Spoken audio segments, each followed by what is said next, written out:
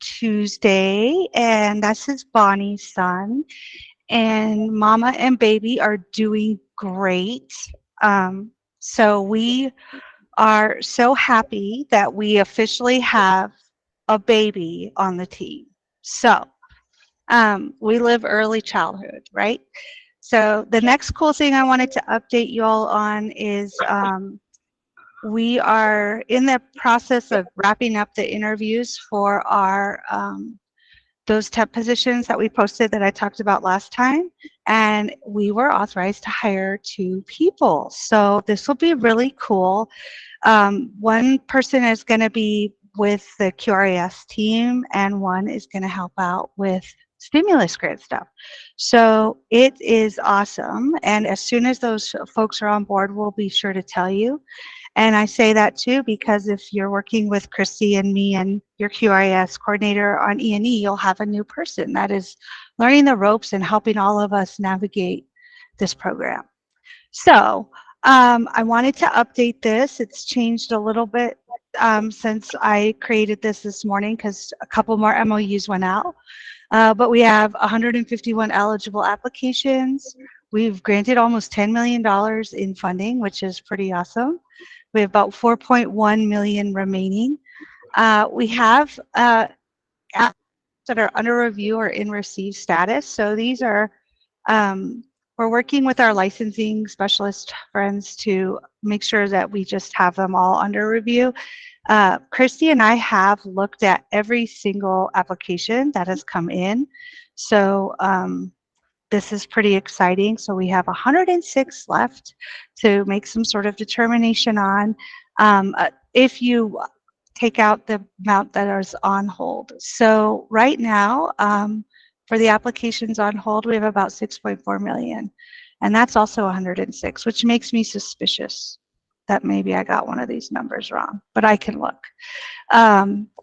So if we get through the ones under review or in receive status and we aren't able to make awards on those ones, we're going to start with those ones, and then I anticipate that we'll be able to spend down that full or encumber that full 4.1 million. Our goal is to try to do it by the end of the year. I'm also recognizing, y'all, it's almost November, so here we are. Oh yeah, and I know I said this last time, but the reason we have decimal points in granted and remaining is because when we make an award in the E&E program, the indirect for councils that charge indirect is then added to the award instead of coming out of the award. And sometimes that indirect rate is a kind of funky number. So that's why we have 61 cents and 39 cents. So we're working on our E&E contracts. We're hoping they'll go out soon. Our team has the privilege of learning a brand new system to actually get the contract started with our fiscal team. So hopefully you'll be seeing contracts coming your way. If you haven't finalized your budget with your QRIS coordinator, please work with them on that. So the other piece I'll put out there is I think we might have reached out to all councils that don't have any E&E applications. If you haven't spent any of your base funds and you want to just cancel the contract for simplicity, please let your QRIS coordinator know that. We will be doing another round of amendments after we've awarded all of the GAE. So if you are a council that doesn't have any spending in E&E and you cancel the contract now, then you won't have to do it then. So this is where we are on this piece. The eligible applications. So I just wanted to talk, we've been getting some, and I really love them, the requests for change where, you know, the program applied, they're eligible, and then life happens, right? We don't have materials. Or I just talked with a council who, working with licensing, what the program, instead of learning materials, needs is a retaining wall so they can actually have a playground. So I was able to work with that council to then approve the change in the funding. What they did in that situation was update their budget, make sure they had the bids for the retaining wall work, and we'll be able to move the requisitions over from there. So um, I just want to put out there that there are very straightforward changes. I have an example here. I think if I can get this to go. So there's no real movement between capital and materials or PD and coaching. The capital project's the same, they just shifted it a little bit, or they thought they were going to be able to get reimbursed for materials, but the documentation the council ended up receiving wasn't appropriate or not reimbursable expenses, so they wanted to do something else. Those are really easy. Just let us know. We'll add a note in Salesforce, no big deal. There's also simple ones where, like, for whatever reason, a capital project maybe was underspent, and so they want to move the remaining capital funds to, I had one where they wanted to move it into the coaching line. And obviously on that piece with within Sugar, you can't do that. I have to do it on the Salesforce end. So those straightforward ones, both types of changes, I request that you email Christy, me, and then your QRIS coordinator, and let us know the situation so we can make a determination. Some complex changes are ones that could potentially change the entire scope of the grant, but still support the expansion of the slots or the creation of the slots. So I think the biggest thing to think about with all of these is consider coming to office hours to discuss the change, especially if it's a complex change, or you can throw some time on my calendar. I always love to see you. Gather up the documentation that will be needed to be reviewed by me, Christy, QRS coordinator, and possibly the E&E review crew, depending on how substantive or substantial that change is. And some of those documentation pieces, it could be as simple as an updated budget, but if it does involve a new capital piece or large purchase, right, we'll need the bids, we'll need the insurance, we'll need all of that. So the other thing is, usually these are self-explanatory, the change, but really be clear on the why of the change, right? So when we were talking about the example I gave where it's like we had learning materials and now we need a retaining wall. We need the retaining wall because we really need to actually focus on that outdoor space so the kids can have a place. That makes sense. And that was very well and very clearly articulated in the email that was sent to us. I also had the joy of talking with the council person about it because she came to office hours and just wanted to be sure that it made sense to all of us. So just know that if you have to move money between capital and materials or coaching, that, or vice versa, that has to be done on our end in Salesforce.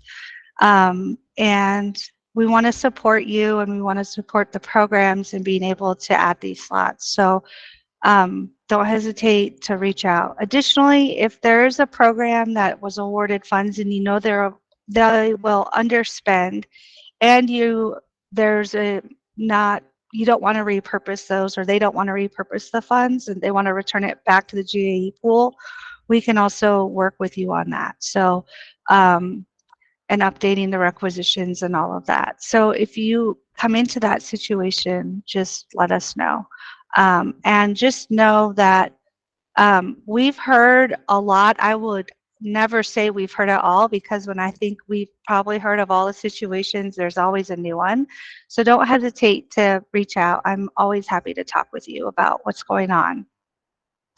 And I know you guys know this, that we have the TA vendor on board. What I don't know if you know is that you can literally, if you have a capital project that you're sorting through and you want them to help with getting the documents and advising the program, please, please, please call them or email them. Rick is wonderful. He's bright. He asks good questions.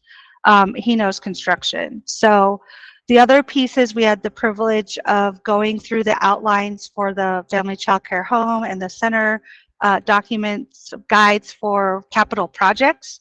I know it's pretty late in our grant for this, and I want to say that I also am so grateful for this resource because I think this is a resource that you all can use even if a program, once we finalize it, even if a program is not participating in E&E, it really talks about how to build a statement of work with your contractor, what kind of work, how to build a budget, contingencies and things like that. So once this resource is available, I encourage you to just use it, direct potential programs or current programs to it if they're considering any sort of capital project, because I think it'll be excellent. So you all know about office hours. They're Mondays from 1:30 to 2:30. Put out there again, if you want to be added to the office hours invite, please send me your email or let me know. And you can join us for as many or as few as you would like. And Rick, who is with Thrive, who is our TA vendor for capital projects, he's often there as well. So if that is something that you're dealing with and you would like to just talk to him, please come. And that's it. I know that was a lot of information. Please ask me any questions you have. I appreciate all of you, and I look forward to continuing to collaborate with you on this program.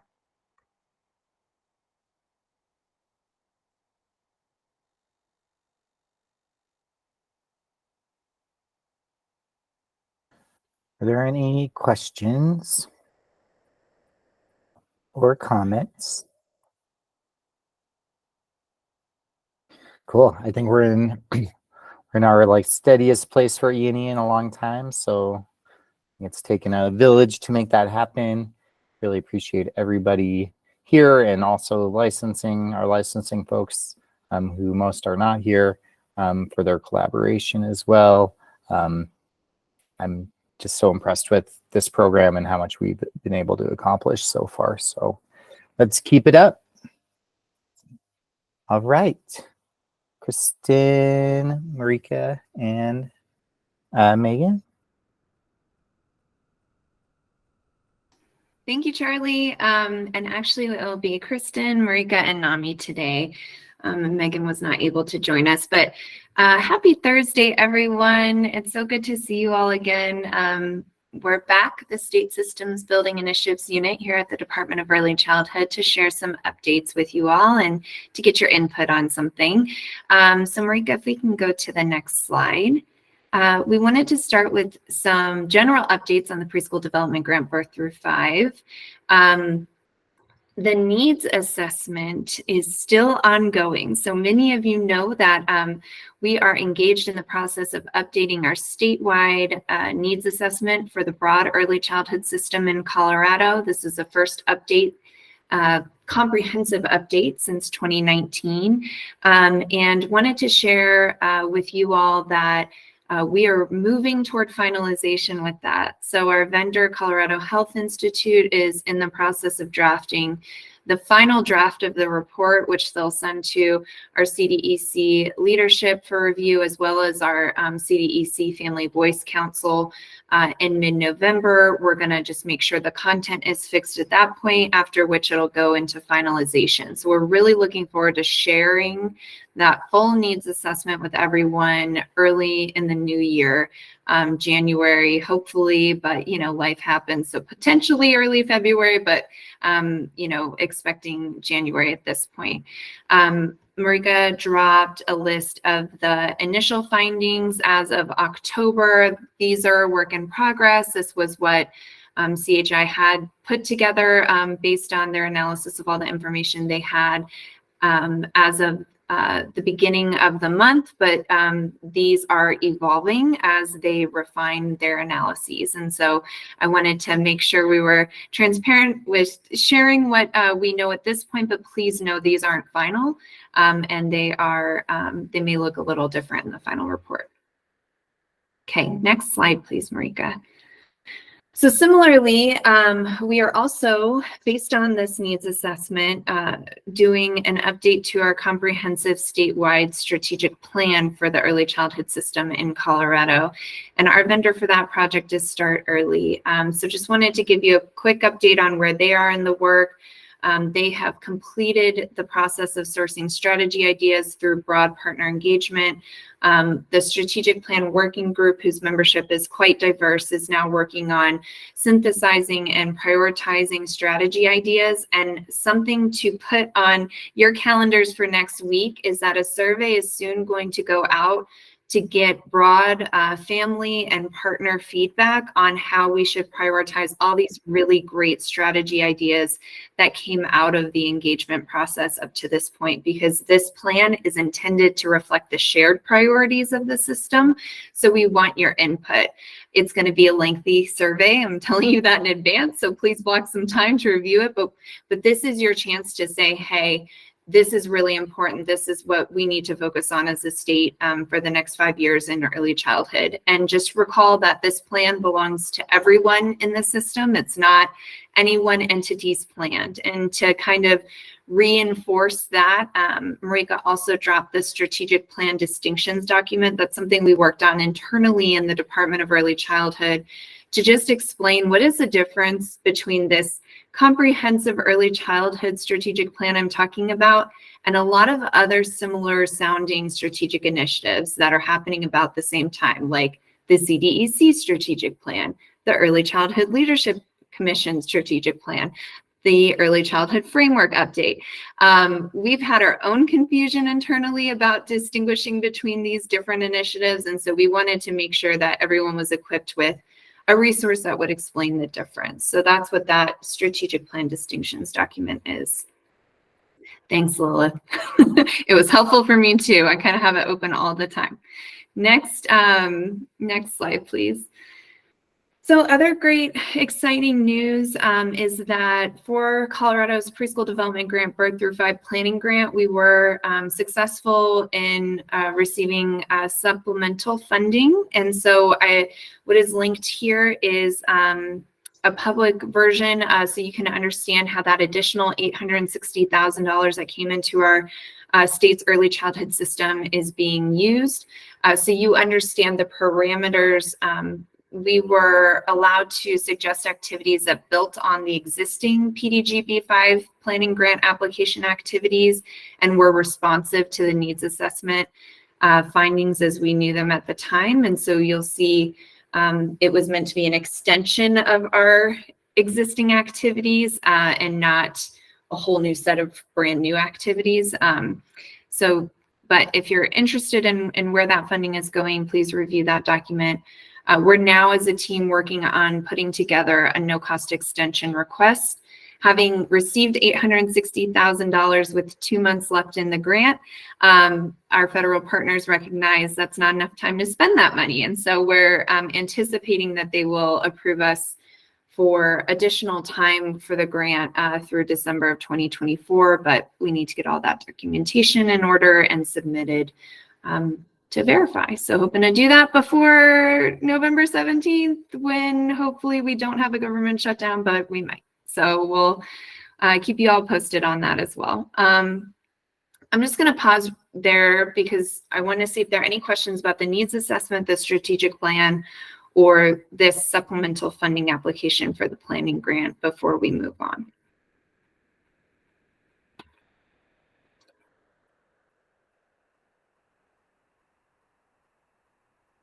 Okay. Well, if you think of it, feel free to put it in the chat.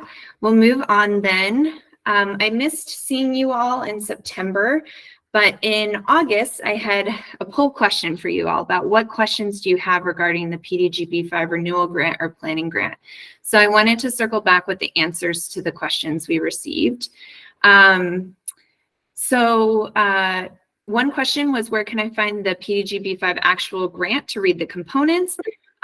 So we linked the renewal grant application, which is wrapping up now in the end of 2023, the original planning grant application, as well as that supplemental grant application that we just talked about. So you can review all the activities across all the grants when you are looking for something to do over Thanksgiving.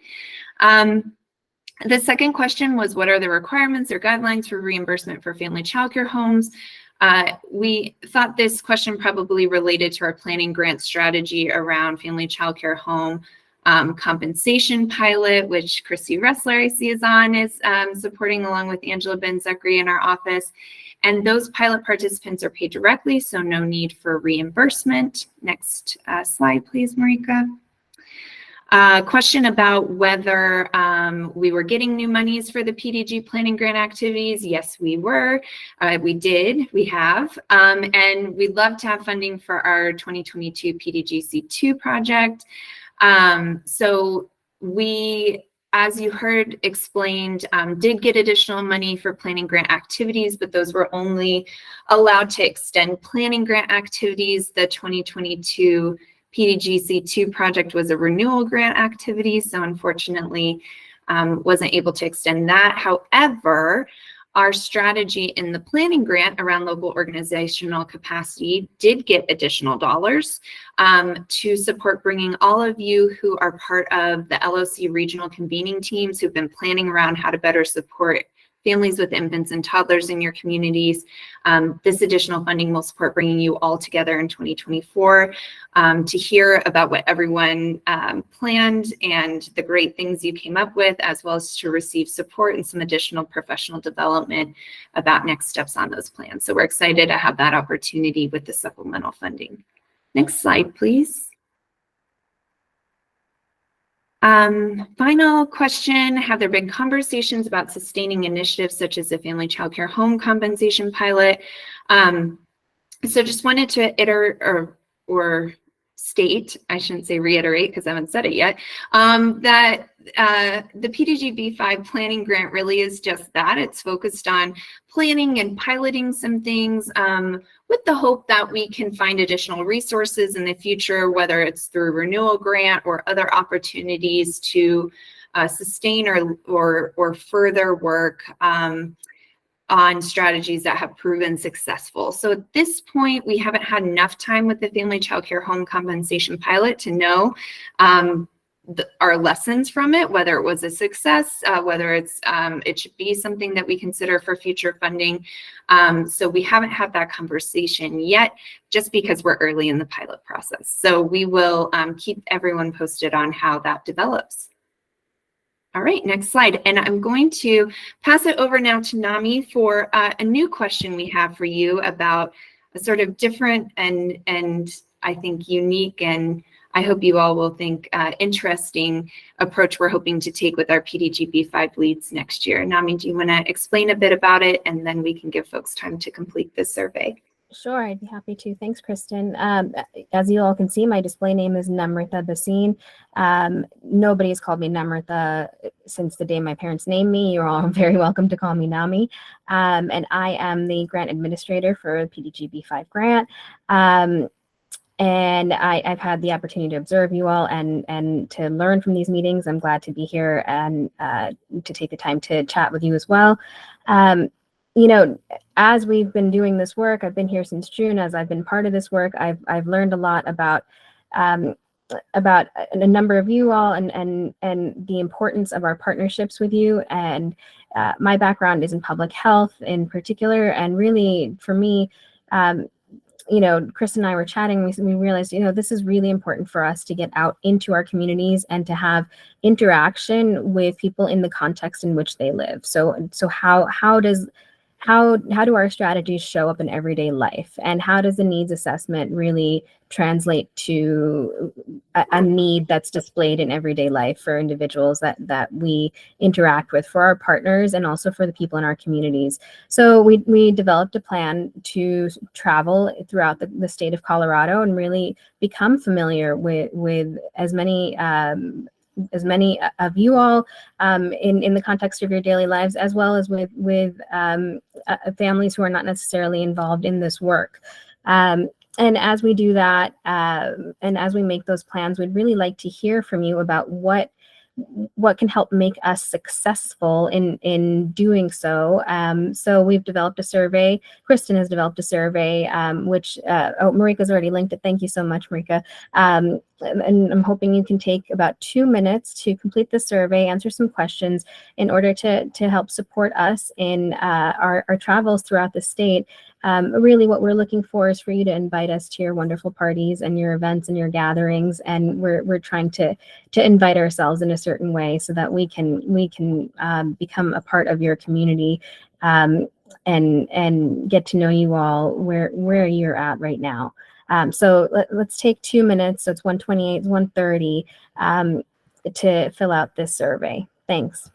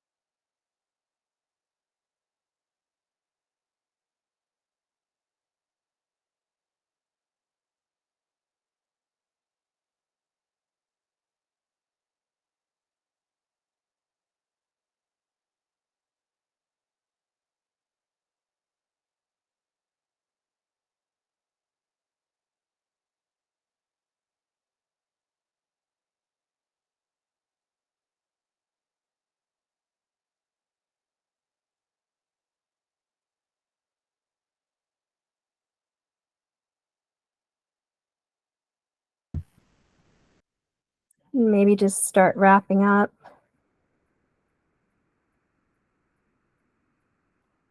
And as Kristen said in the chat, we'll leave the survey open. So if you have more time, if you need more time, you're very welcome to complete it after the meeting.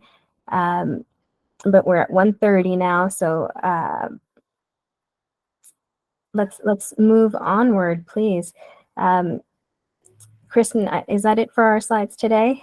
That's it for you and I, and now we'll move on to Marika's slides. So go ahead, Marika. Thank you, everyone. Thank you all. Thanks, Kristen and Nani. I'll give a quick update on the local organizational capacity virtual trainings. Our final series starts today on collaboration and systems building.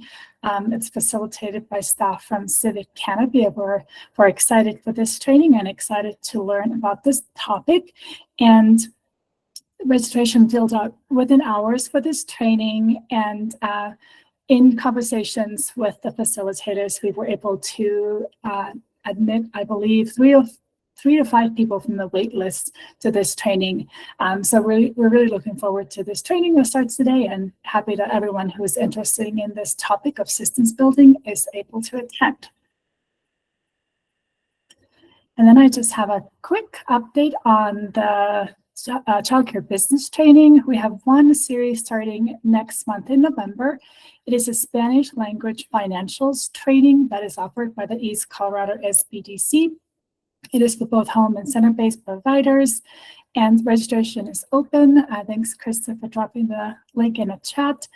So if you have any Spanish-speaking providers in your networks, your communities who would be interested in this training, please forward this information to them. And the training series are winding down for the calendar year with the holiday season coming up. And as soon as I've received some updated information for the beginning of the year training series started, I'll be sure to share those here. Any questions about the business training or the LOC virtual training on systems building?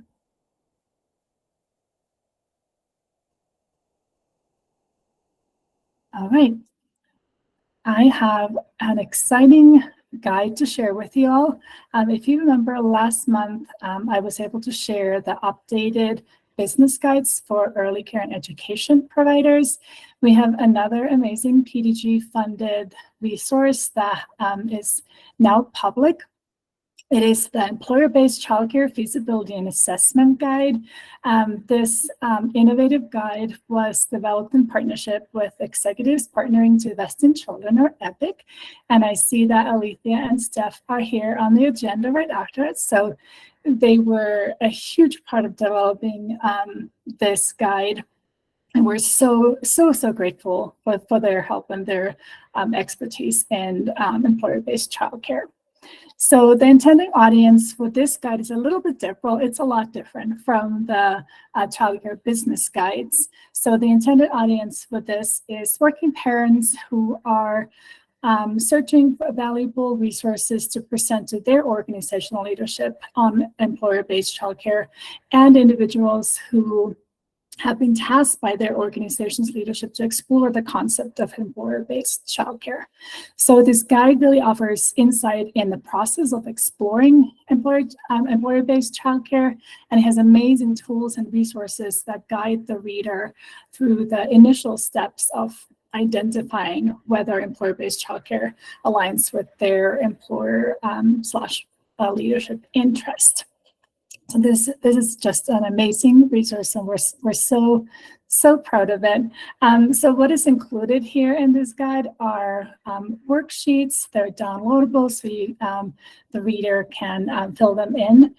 There's some case studies of existing employer-based childcare projects here in Colorado, and links to external resources and so much more. And some of the sections are why employer-based childcare is lots of information on the financial piece as far as leadership engagement. So thanks, Kristen, for dropping the link in there. This is the best place really to find this guide right now. We're still working with our communications team here at CDEC to find a permanent home for this wonderful resource on our website. So before we announce that, please use this Google link. This will assure that you always have the most up-to-date guide in your hands and in your computers. Any questions about this guide?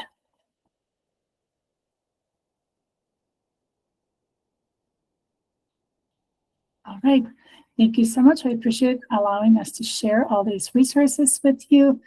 And if you have any questions to us, we'll be here in a meeting for a bit, and then please feel free to email us here at CDEC. Thank you so much.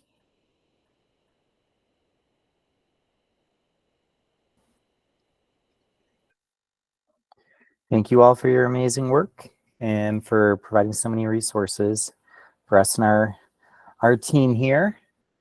Alyssa, are you and the gang ready? Yep, we're ready.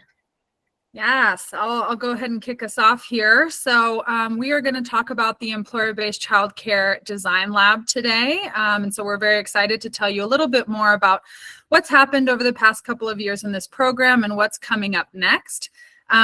For those of you that don't know EPIC, we are the partnership organization alongside CDEC in creating and delivering the Employer-Based Childcare Design Lab. EPIC itself is a 14-year-old nonprofit here in Colorado, which really hopes to serve as the business community's nonpartisan voice for early childhood supply, investment, and other innovative solutions for childcare supply building across the state. And that can be broken down into 4 areas of focus. The first is leadership and education. We want to make sure that we're engaging with stakeholder organizations and other entities across the state that are interested in the imperative that childcare is in both the economy and the workforce. We also focus on, as I said, childcare infrastructure and building that supply across the state. We also work on behalf of the workforce across the state and understanding that childcare is critical to a strong workforce today and tomorrow. And we also work heavily at the policy level to ensure that regulations and other legislative support for childcare is both creative, sustainable, and ongoing. can go to the next slide.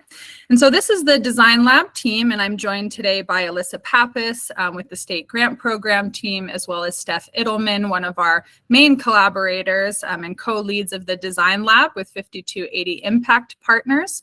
And we'll tell you a little bit more about the lab. I'm going to turn it over to Alyssa now, who's going to talk a little bit about the origins of this grant program and some of the goals of the Design Lab. Hi, everyone. Super excited to be back talking to you about new employer-based childcare opportunities. So as a lot of you may know, as a refresher, Senate Bill 21-236 began our employer-based childcare journey here in the Department of Early Childhood with $8.8 million of state funding that expired June 30th of 2023. Now we have $10 million of federal funding that has a spending deadline of 2026. The purpose of this grant is to construct, remodel, renovate, or retrofit a child care center on or near site to eligible entities' property to provide licensed child care services for the employees. And eligible entities include government, nonprofit, and for-profit organizations whose main business is not childcare. And because our spending deadline is coming up and these funds need to be encumbered by the fall of 2024, this will likely be our last grant round at the end of this employer-based childcare design lab. So I highly encourage you, if you have projects that are thinking about employer-based childcare, to apply to the design lab. Next slide.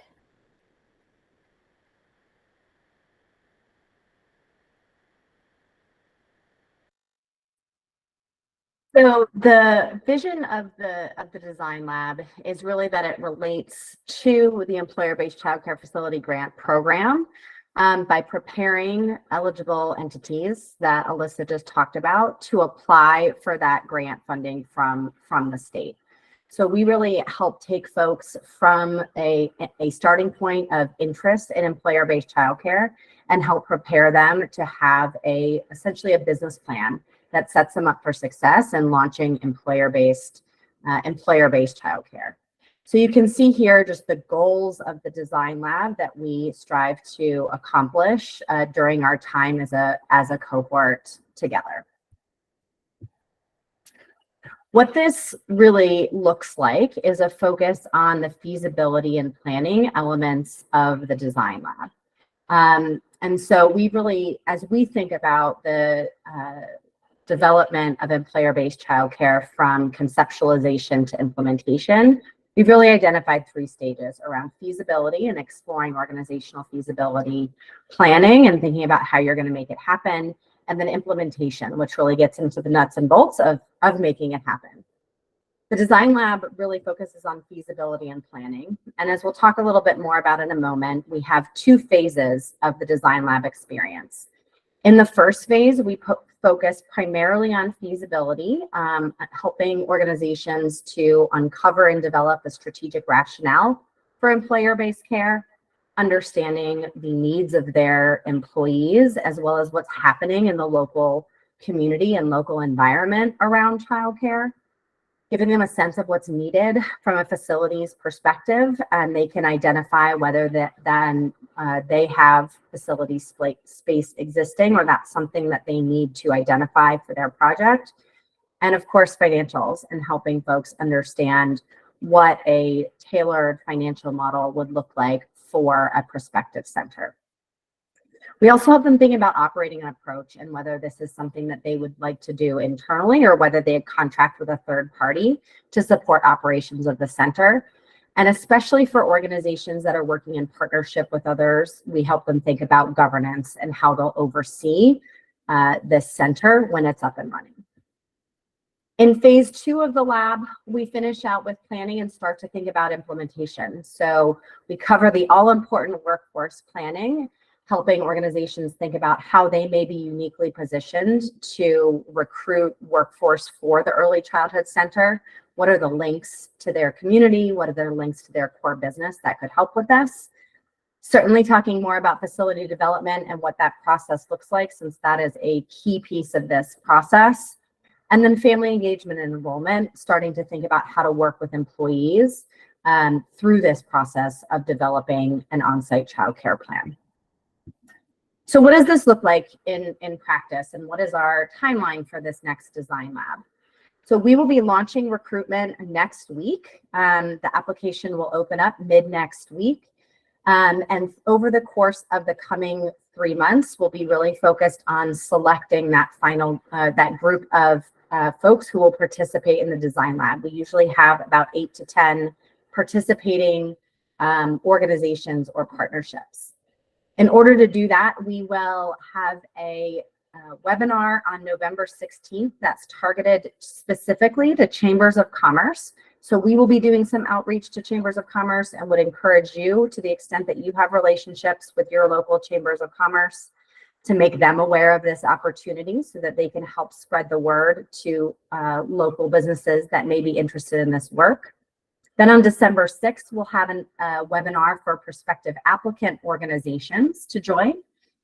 And then we have 2 application deadlines. So if folks submit by December 15th, we call that our early action application deadline, and that will give them an opportunity to have a first choice of interview slots in which will happen in January. We'll be interviewing folks for the lab.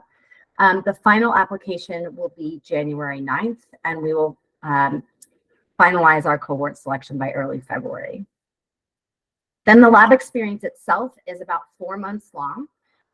There's 8 labs, as you can see, which are really virtual workshops that we conduct with our participants as a group.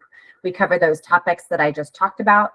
It's about an hour and a half every other week over the course of those 4 months.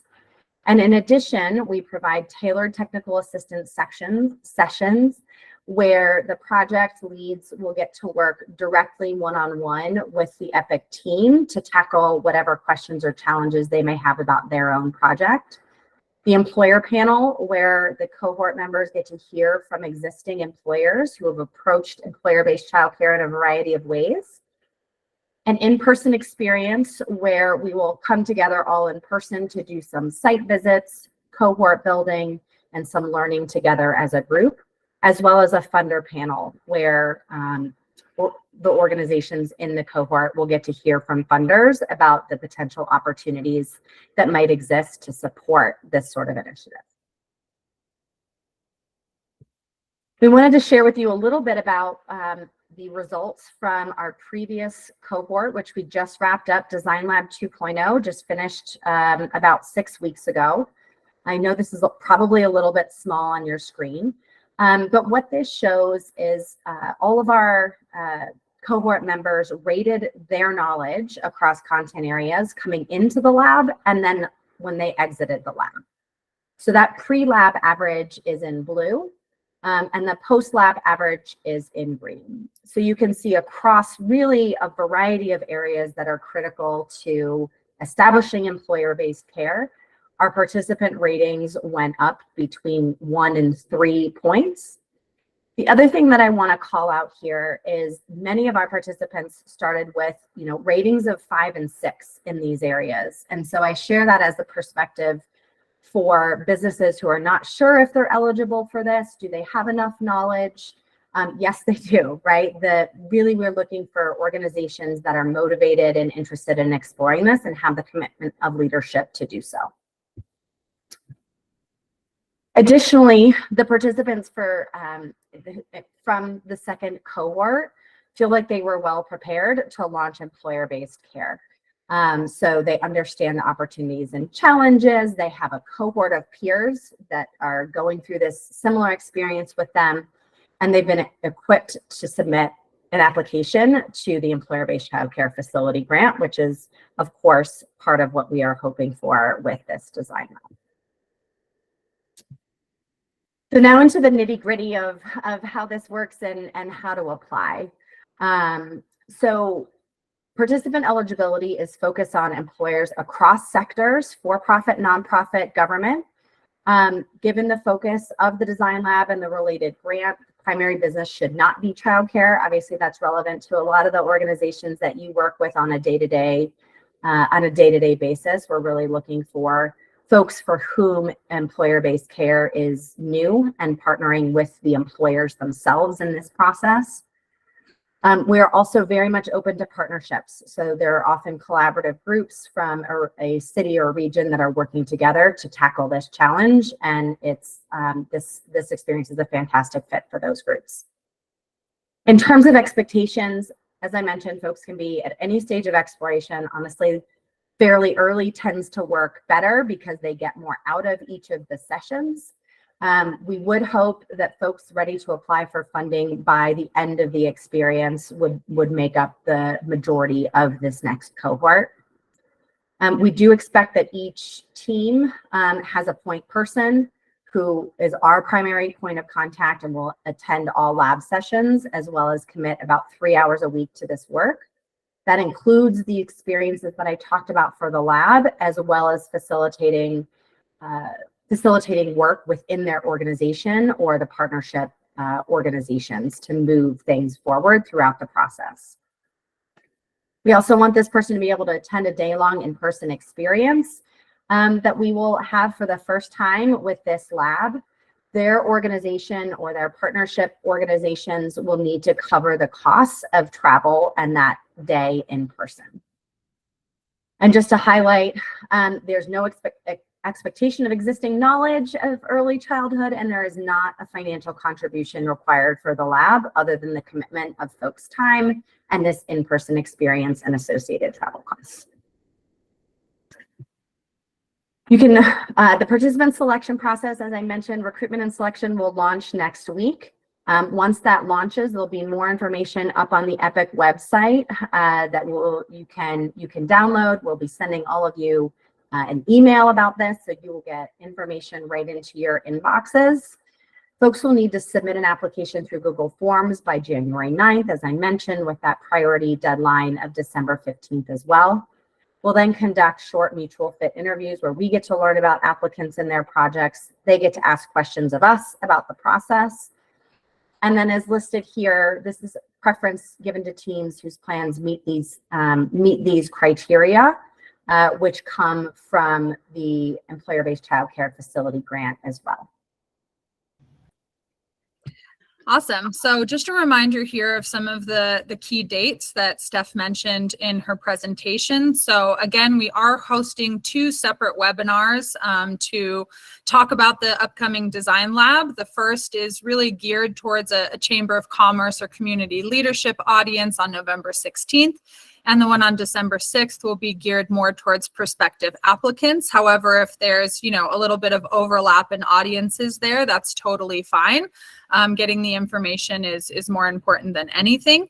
And as a reminder, we implemented an early action application deadline, which will give folks access to first slots for interview scheduling and some other items that will be helpful. So that's set for December 15th. And then final applications are due January 9th. We also, have some ideas about how early childhood councils and stakeholder organizations can support this work. So of course, we want you to keep an eye out for more information when our recruitment officially launches next week, and share about the Design Lab as much as possible with employers in your region who are even starting to think about this as a possibility. The Design Lab can really set them on the right path to making that a reality. If you have existing relationships with your Chamber of Commerce, we will be reaching out to them directly for each county in Colorado, but any additional encouragement we can get to have them attend our webinar on November 16th will be excellent. We also want to make sure that the December 6th webinar for prospective applicants is well advertised across our communities and potential resources and contacts, so we can make sure that awareness is really widespread. We certainly heard from some organizations this last round that just awareness and knowledge that this lab exists was a bit of a struggle for folks. And so we had quite a few folks that missed the deadline. So we want to try to avoid that as much as possible for the upcoming round. And then if you can be available for questions that arise from prospective applicants, the more support that we can get with that, the better. And so familiarize yourself with the content that we presented today. And if you have any additional questions, you can certainly reach out to us. We've included our employer childcare TA email here at the bottom of the screen, where you can reach the EPIC team directly with any questions about the design lab as we move through this process. And certainly Alyssa is available for any grant specific questions that may arise. So if you have any questions after today, you can certainly reach out to us at that email, and here it is again for you, and we'd be happy to answer you as soon as possible. And anything else can certainly be brought up on this call as well. I think I saw something in the chat.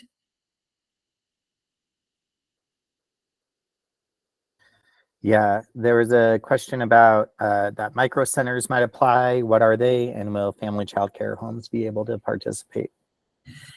Yeah, so, I'm sure Alyssa can speak to this as well, but one of the primary requirements for applying to this grant is that the project is employer sponsored and employer led. And so I think for many family child care homes, that would be a challenging fit. But for micro centers, those are generally, very small, like 1 room or 2 room centers that exist on a single site. And so micro centers are sometimes considered a separate category of operation, but are still encouraged to apply if they are employer led. And so Alyssa, I'll invite you to add any additional clarifications or context there. Thanks. Yep. What you shared is accurate. I would just add that one of my favorite parts of this grant is that it's really written into the legislation to foster innovation. So we do welcome any creative ideas that you have to bring employer-sponsored care to your communities. So if you have a specific situation where you wonder like, could we make this work? Feel free to reach out to me or the EPIC team. I am happy to have a call with you about potential eligibility. And go ahead, Charlie. We have a question from Kids Campus. Yeah, go ahead.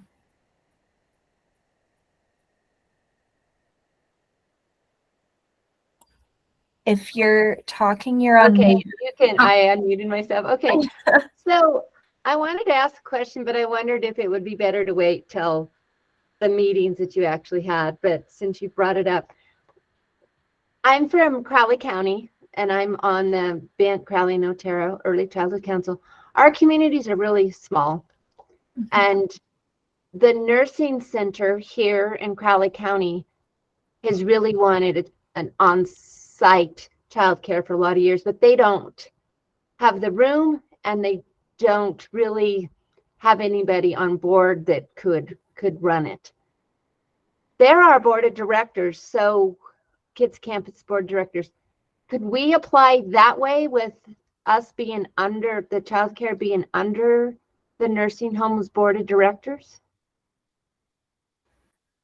Because we're a nonprofit, so they're our board of directors. Yep, that is correct. You could do that. And other small communities, examples, have done partnerships between a healthcare center and maybe the local city government or the local school district to help, blend all of those pieces together. Because we have a couple of smaller businesses like our pharmacy and Acumed that delivers drugs and things there. When we fill up, we don't have any space for them, but it's like, well, couldn't you just guarantee us, like you were saying, a room that you could have mixed care or something in? Yep. So we would maybe qualify for that? Oh yeah, that's a great idea. I encourage you to explore it more. Okay. All right. Thank you. Mm-hmm. I saw someone else raise their hand, but maybe that was an error.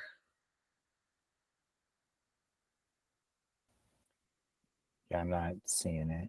Great. Any other questions for now? I'm sure more will pop up. No worries. Thanks for having us today.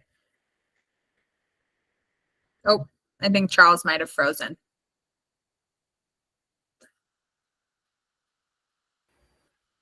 Awesome. Well, thank you, Epic, for being here.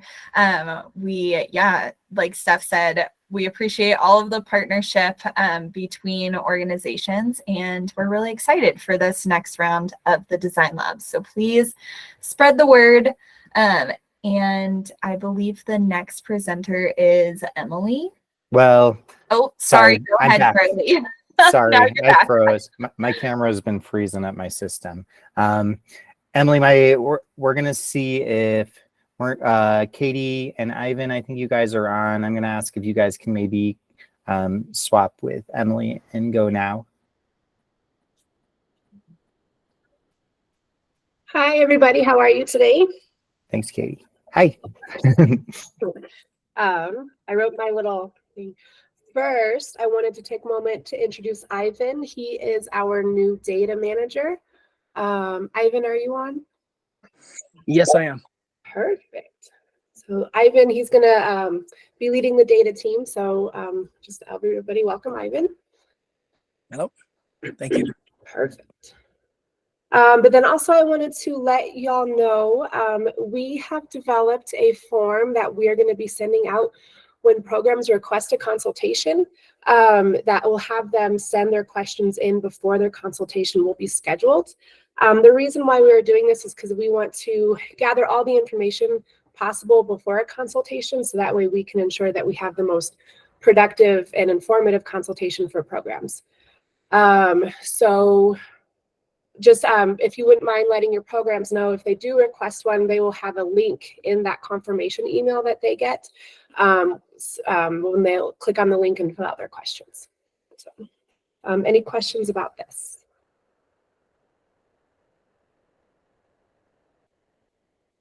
All right. Well, that's really all I have. Thank you so much for Charlie for giving us the time to talk today. Yes, and so can I just clarify? Yeah, Ivan's the data manager, so he's taking over the role that Tracy was in, and then Josh was in before Tracy. So if you have questions regarding like scheduling or any sort of data questions in terms of the rating, then you can go ahead and contact Ivan. His email address is in the agenda, and yeah, we'll update it on some of our forms and such too.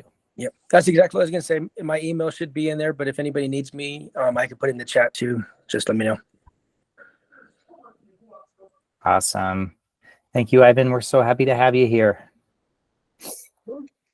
Thank you, everybody. Thank you. Elaine, are you on by any chance? She'll be on in a minute. Is Emily on? Okay, I'll chat her that we're ready for her. And in the meantime, we can do our QRIS updates.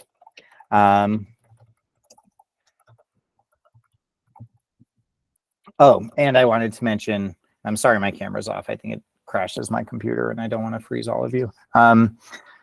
Leah Grossman for EQIT, she had a prior engagement today, but she did put her slide deck on the agenda. So please take some time to review that. It looks like she had some council information on there, and then she also had a save the date regarding the Infant Toddler Specialist Foundation course. So that's going to be February 5th and 6th. From 12 to 2 every Tuesday, or February 13th through March 26th. Well, there's a form in there. I won't stop all the dates, but there's a save the date in there for an Infant Toddler Specialist Foundation course. So please look at her information on the slide deck. Some other QRIS updates. I just wanted to let everyone know that our next meeting will not be on our regularly scheduled time, because we have holidays in November and December that are right during our state TA Day call weeks. We're going to be doing, and I think we've done this the past few years, but we're combining our November and December state TA Day call.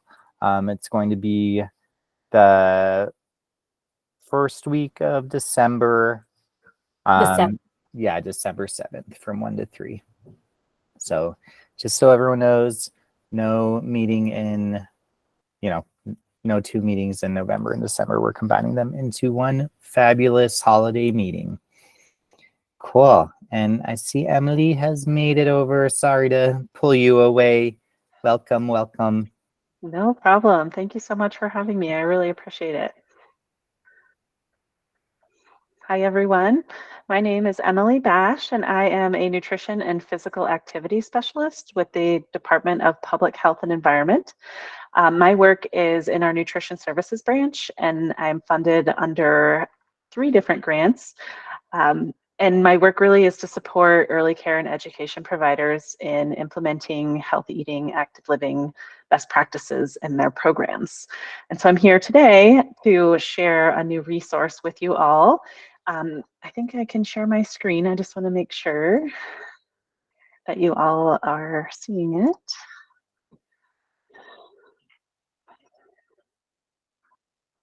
Does this look okay for you? Yes. Great. Thank you. Oh, someone has their hand raised. Maybe it was an accident because I don't see it anymore. Yeah. Oh, thumbs up. Yes, great. Thank you so much. So what I want to share with you is a new toolkit that we launched in March. We have a huge team of people came together to create this toolkit. It took us about 2 years with support from childcare providers, our partners at the Department of Early Childhood, and Healthy Childcare Colorado, and other statewide partners and local public health agencies came together to create this healthy eating, active living, and childcare toolkit. And this toolkit was really created because I'm sure, as you know, if you Google any like healthy eating, active living, and childcare, you get an abundance of materials. And how do you sort through all of that and sift through what's evidence-based and what's best practice and what's relevant to Colorado? So this toolkit is replacing that essentially. And we tried to do that for the childcare providers, so they're not left up to Google to help them find resources to implement some of these best practices. And so this is the front cover of our toolkit. The link is in the agenda, and I will also share it in a later slide of where to find the toolkit. The toolkit itself is intentionally meant to be an electronic toolkit. So as we get through some of the sections of the toolkit, you'll see there are links embedded throughout each section of the toolkit that take you to these resources and websites. So it wouldn't really make sense to print it because of all of the links that are embedded within. The toolkit was developed with the mindset of the importance of early childcare providers in their ability to influence children and their habits. We recognize the importance of that. We are trying to support childcare providers in the way that they need it. Instead of us, telling them what to do, we ask for their input on creating this toolkit, what would be most meaningful for them, and really strengthening that relationship and that role that they have with influencing children's behavior. The first step of the toolkit really is to complete the self-assessment, and a self-assessment guide is available, and it lists 53 best practices that were shown to be the greatest evidence in influencing health and wellness behaviors in an early child care setting. So programs are instructed to fill out the self-assessment first, just so they can kind of see where they lie within these strategies. Are they progressing? Are they HEAL? HEAL is our acronym for healthy eating, active living. Are they HEAL friendly, or are they a HEAL advocate and they're already going above and beyond? So the self-assessment really gives them a sense of where their programs are. There are, oh yes, go ahead. I just wanted to give a shout out that this could be utilized as evidence for a program going through a rating. This could be one of their self-assessments that they complete based on a QIP goal.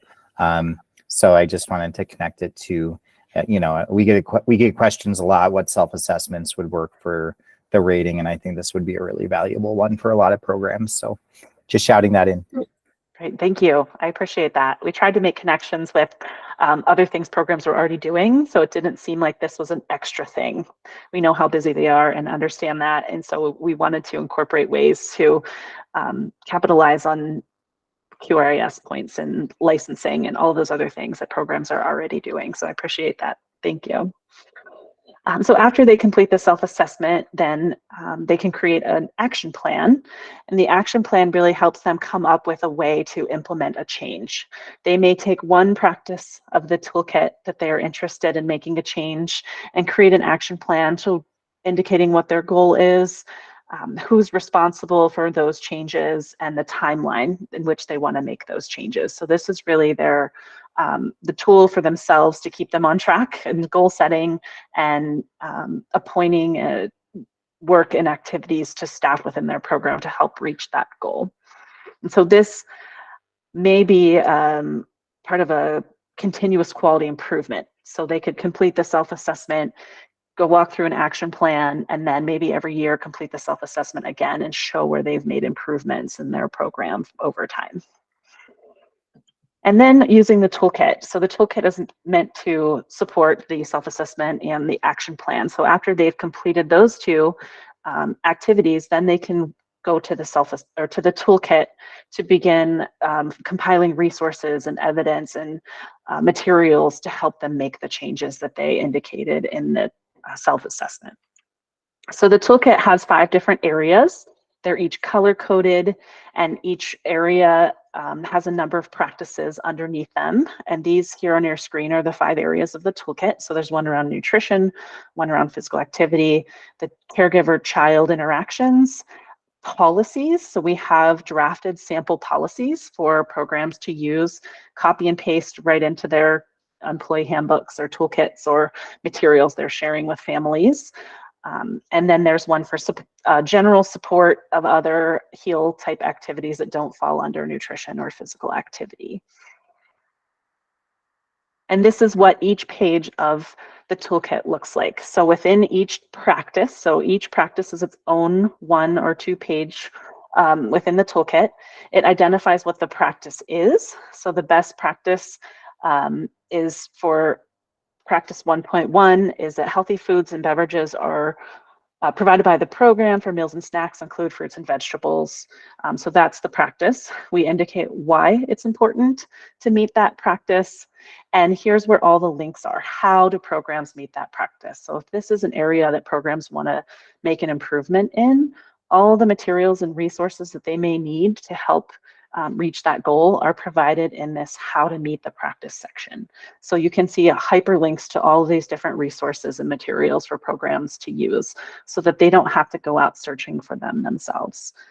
We also have policy language there for programs who have an interest in adding a policy to their handbook or their guidebook.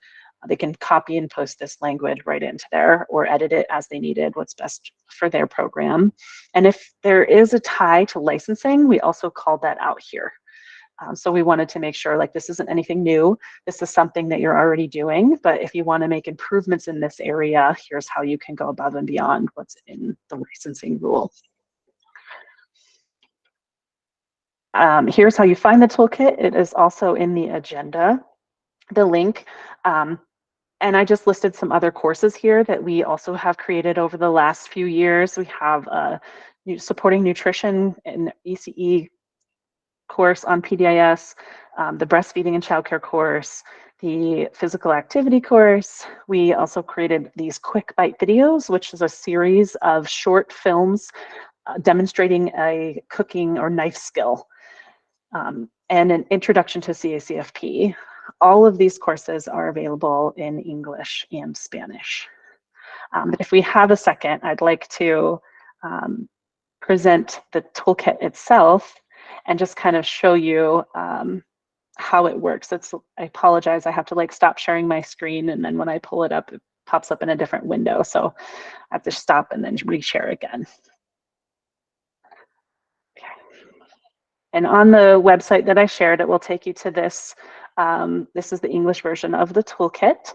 I don't know if I can make it a little bit smaller, but it has links to the self-assessment. It has links to the action plan. And then for the table of contents, we don't intend the programs or expect the programs to read the entire toolkit from beginning to end. As you can see, it's 53 pages long. So based on their self-assessment or based on their action plan, they can, if they want to make a practice or an improvement in a particular practice, within the table of contents, they can click on that particular practice and it will take you to that page of the toolkit. So they don't have to read through the whole thing and find it. And everything's color coded. So green is nutrition, orange is physical activity. So you can click on, say they want to make improvements in tummy time for infants. You can click on tummy time and it will take you directly to that page. And they're all set up the same way. How it has the practice on the side, why it's important, how to meet this practice, sample policy language, and licensing if it's tied to licensing. And that's the same for every single practice in here. They're all set up the same way. And it's just, we feel like having it color coded and having an interactive table of contents made it much more user friendly than giving them a 53-page toolkit and saying, here you go. So a little bit easier to use, we hope.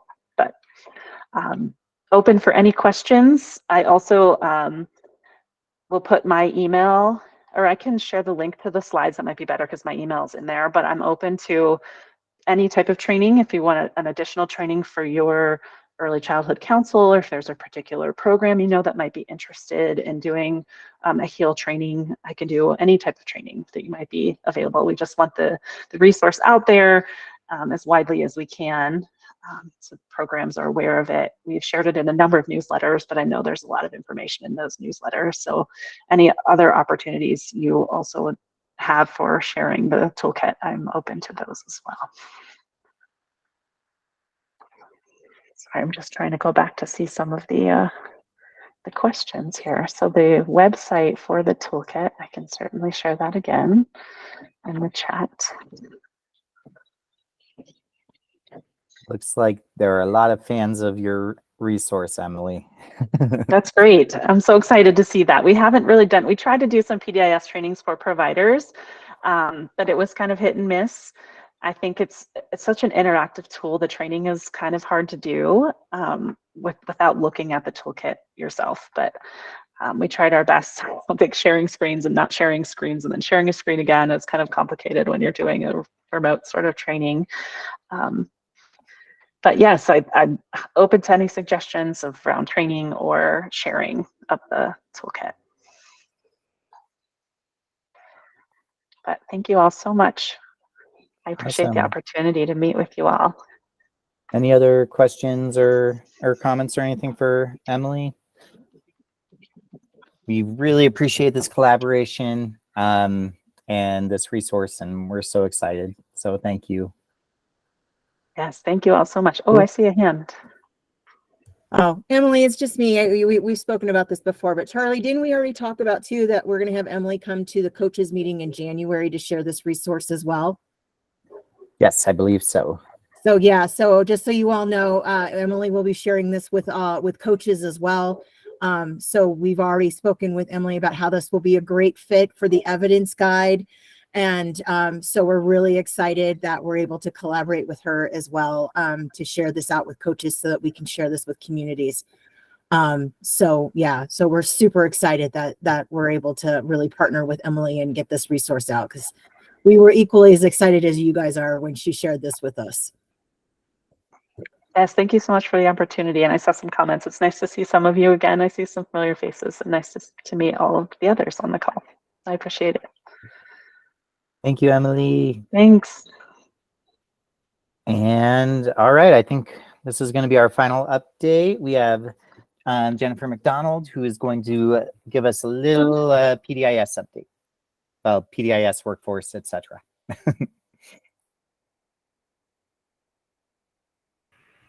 Thank you, Charlie. Sorry, it took a minute for me to unmute. Thanks, everybody. For those of you who don't know me, my name is Jen McDonald, and currently I am supporting the Training and Instructional Design Unit within the Department of Early Childhood, which is what I've done for the past 7 years. That team develops most of the courses that are in the PDIS, as well as some of our other department approved curriculums that we published within the last 5 years.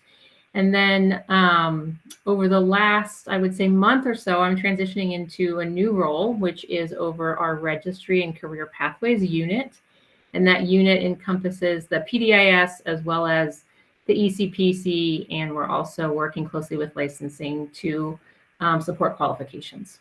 So I'm here to share some really exciting updates for anyone who's worked with the PDIS over the last couple years. I'm hoping this will be very good news. So and again, anyone who works in the PDIS knows there are some challenges with the PDIS. I like to think of the P in PDIS both focused on the professional, but also I do think it has a lot of potential and a lot of power, but we know that it has a lot of ways that it could be improved. And so as many of you may remember, when the new iteration of the PDIS went live in June of 2021, our go live and development window for that new iteration was less than 6 months. Our kickoff meeting was actually January 6th, the January 6th that we all remember. And so it was a very short development timeframe. And there were many reasons for that, many of them having to do with some funding constraints. But because our development window was so short, we know that we had a limited amount of time for training and testing and user acceptance testing during that timeframe. So since that time, we've been making a lot of enhancements and improvements to the system, and we've been working really hard to get the system working and functioning well for professionals, but we still have a lot of work to do. And so the goal of this user interface and user experience updates is to take the what's working well in the PDIS and then make it hopefully easier to find for our users. So over the past, I would say almost year now, we've been doing surveys, we've been doing interviews, we've had user interface and user experience experts come and do surveys and interviews and make recommendations. And we're building a plan to do some user interface updates to the system. And that's what I'm going to talk about next. The new look and will go live in early of 2024. But the new look is really focusing only on 3 main pain points that we've heard from users were causing challenges. So the core of the system, and hopefully again what's working well, is staying the same. It's just some core features on how professionals access information and find things in the system that we're hoping to improve. So what have we been doing? We've been learning about what's working well, as I said, through interviews and an analysis. We also did contract with some UI UX experts to do surveys and make recommendations. And we're also this time hopefully creating a careful implementation plan with adequate time for testing, training, and communication before the new look and feel goes live. And so as we get into this, I really do want to hear from you or any stakeholders that you work with on the types of support that you think would be the most useful, both before the new look and feel goes live, right afterwards, and then ongoing. So sorry. Some of the things that we heard, these are direct screenshots from the report that we received about the PDIS from our UI UX analysis. We heard that professionals really do appreciate the trainings in the system, which was great to hear from my perspective, but that they were hard to find and that it's difficult to access required trainings or find the trainings that they were required to complete. The navigation came up as some of the challenges, and you can read some of the comments on the screen here. I won't read them to you. And we're going to share this slide deck as a result of our, or after this meeting, sorry. Pain points came in a couple of key areas. Difficulty navigating the system, hard to understand and keep track of required trainings based on their different role. Users were unsure about how to fully progress in their role, and then users were having difficulty updating employment information. So our new design should help address the first, second, and then the 4th pain point. And then we have some longer term plans on how we're working on the 3rd one about progressing in their role. So what are we updating? 3 main things that we hope will have a large impact based on the research that we've done. The main one is the menu. So currently the PDIS menu is all kind of hidden in what's called the hamburger menu, or the 3 lines. Now it will be easier to see and be persistent across the site and available right at the top. The PDIS dashboard is also being greatly enhanced to make it much clearer about where credentials and qualification applications are in the system, when they expire, and there's a lot of other cool things on the dashboard that I'll share with you next time we meet. We're very excited about. And then Learner Home, which is once you get over to the learning side of the system, helping users track and find their required training and then find new training. So again, the system at its core is staying the same. So I don't want to, for anyone who might have PTSD about the last system implementation, the system at its core is staying the same. We're just improving how professionals find things. But as we know, as things change, right, then that causes a whole nother, and also many people on this call and professionals statewide have spent the last 2 years understanding the current flow. So for that reason, we are hoping to take time in, yes, more learning opportunities, yes. We're hoping to take time on doing demos and training and publishing videos and how-to guides before the new system goes live, and allowing those who support professionals in accessing the system to feel comfortable with how the new system works before, during, and after implementation. So this is our timeline as it stands now. Most of the development should be done by December. And yes, so I just want to respond to the question in the chat, because this is really important. It won't cause users to dump from the current profiles. Correct. Yes, nothing about the core of the system is changing. Data is not changing, anything like that. This is just user experience. So navigation and to help users find what they're looking for more quickly and more easily. Again, the core of the system is staying the same. So, and everyone will be able to log in, again, for those who might have PTSD from 2 years ago. Nothing about that is changing. Again, our development of the look and feel should be mostly wrapped up by December. And then we're scheduling demos before that December timeframe, and then also into January and February, along with training, demos, how-to guides and videos, communications, and emails. And I will be returning to this TA webinar to go in and show you a demo of the system and how it works. And we'll also be scheduling additional help sessions. And the Joni, who is our amazing PDIS help desk manager, is really committed to providing individualized support to programs, to councils, to LCOs, anyone who needs kind of a more one-on-one or group targeted support as we go live as well. So more to come on details of this. We'll have a calendar set up. We'll have registration for help sessions, again, all before go live, so that hopefully the transition will go smoother. It is change.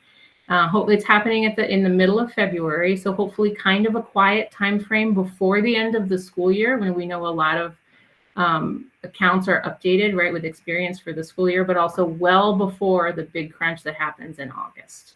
And to hopefully give people time, if they're on a school year calendar, to be familiar with the system before they leave for summer break, to prepare for when teachers come back in August, if they're on a school year calendar. So we're hoping that this timing will also support that as well. What other questions do you have or concerns?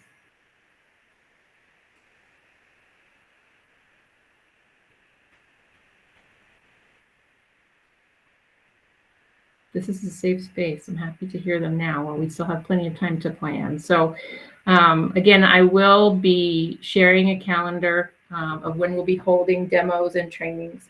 If there is specific training or support that you would like or your organization would like, please reach out to me, because we're happy to craft that individualized support before the new system goes live. Yes, Lisa. Thanks. You know, it just dawned on me and made me wonder if within PDIS we'll see something sort of similar to what we see regarding programs in Salesforce, where we can see their level, so their credential level in the case of a professional, and then expiration dates or timeframes in which they need to make changes so that they don't lose a level. To make Yes, it very, very easy to see. Yes, and I just saw Elaine give a thumbs up, and she is our PDIS product owner, and she can, do you want to come off mute, Elaine, and give a high-level overview of some of those things? Yes. So, sorry for joining late, but that is one of the additions that we are adding. We heard how useful that would be for directors. So, in the My Employees view, on the home dashboard, you'll see a list of your employees along with their ECPC level and when that expires. And you'll be able to see all credentials and qualifications that your employees hold, as well as their expiration date. And then I believe there will be some color triggers that, or flags, I guess, when those credentials are expiring to kind of help flag that staff needs to renew an application. And so that'll be on the home dashboard as well as in the My Employees view. And I just really want to really give some kudos and props to Elaine, because she's been on board now for almost a year, over a year, Elaine.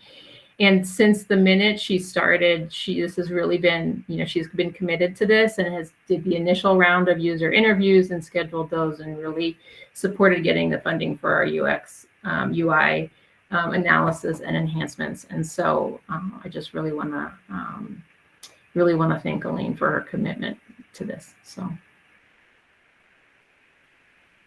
Well, we'll be giving updates regularly for the next probably 4 or 5 TA webinars that we have, with more to come. But for now, I hope the 3 takeaways are about what's updating, which is just the menu and the dashboards, everything hopefully that you have come to love. I'll say this about the PDIS over the last couple of years and appreciate the power and potential of it is staying the same. We're just hoping to improve the user experience of the system. That's all I have.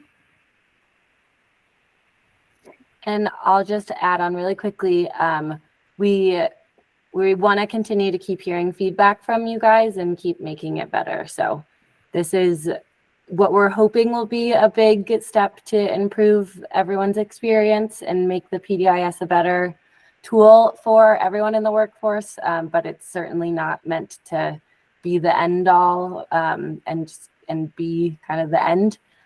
So we're working on a feedback form and want to continue to make it a better resource for you guys and the entire workforce.